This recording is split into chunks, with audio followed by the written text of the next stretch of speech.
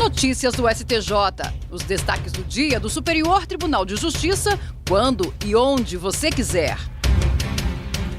Olá, esse é o boletim com alguns destaques do STJ.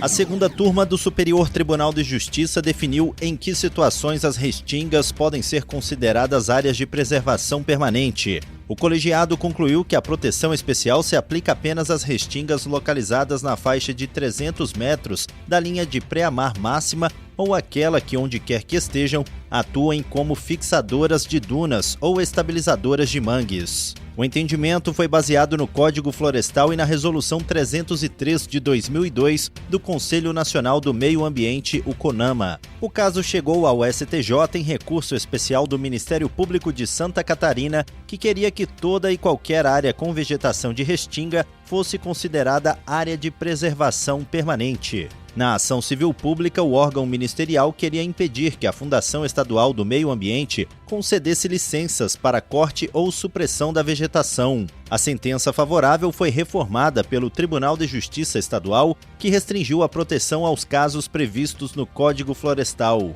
No STJ, o Ministério Público alegou que deveria prevalecer a interpretação mais protetiva, conforme o princípio indúbio pro natura. O colegiado da segunda turma deu parcial provimento ao recurso. A relatora, ministra Maria Tereza de Assis Moura, reconheceu que há diversas normas de proteção, mas apenas o Código Florestal e a Resolução 303 tratam de APP. Ela observou que o Código Florestal adota visão mais restrita, enquanto o CONAMA amplia a proteção ao incluir a faixa de 300 metros. A ministra destacou que resoluções podem complementar a lei para evitar proteção insuficiente. Maria Tereza de Assis Moura lembrou que a Resolução 303 de 2002 foi considerada válida pelo Supremo Tribunal Federal na ADPF 747. Por isso, o colegiado reconheceu a compatibilidade entre as normas e decidiu que a proteção abrange apenas as hipóteses definidas pelo Código e pela faixa de 300 metros prevista pelo CONAMA.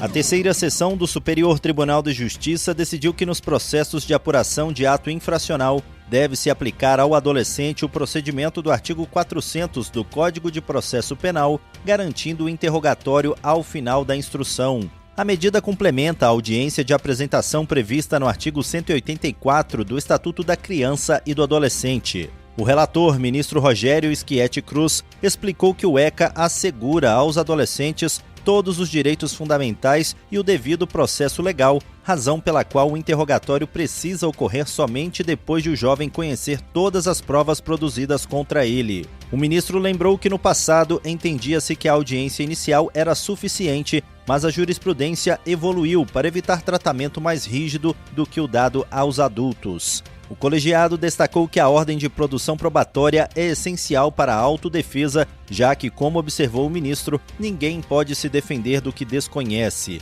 Assim, o descumprimento do procedimento gera nulidade apenas se houver demonstração de prejuízo e se a parte alegá-lo no primeiro momento oportuno, sob pena de preclusão.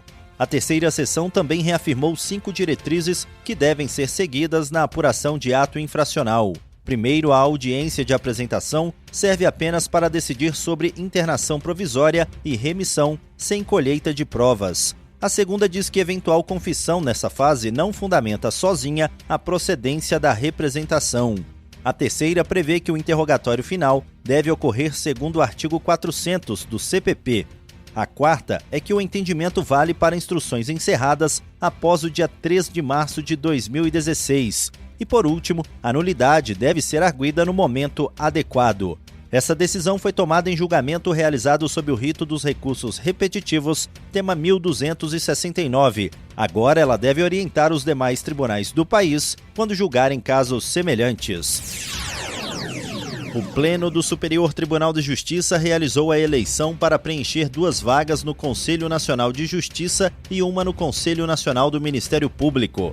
Para o CNJ, foram escolhidos a desembargadora Andréa Cunha Esmeraldo, do Tribunal Regional Federal da 2ª Região, com 24 votos, e o juiz federal Ilan Presser, da 1ª Região, com 27 votos.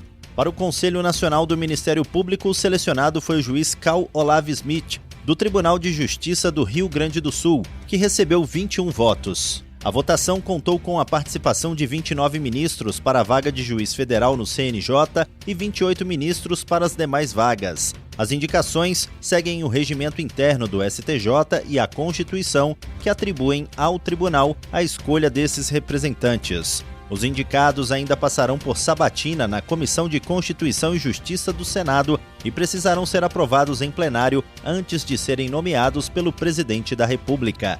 O mandato é de 2 anos. E esse foi o Notícias do STJ de hoje. Para ouvir mais, acesse o Spotify ou o SoundCloud do STJ. Tchau, tchau. Notícias do STJ, uma produção da Secretaria de Comunicação Social do Superior Tribunal de Justiça.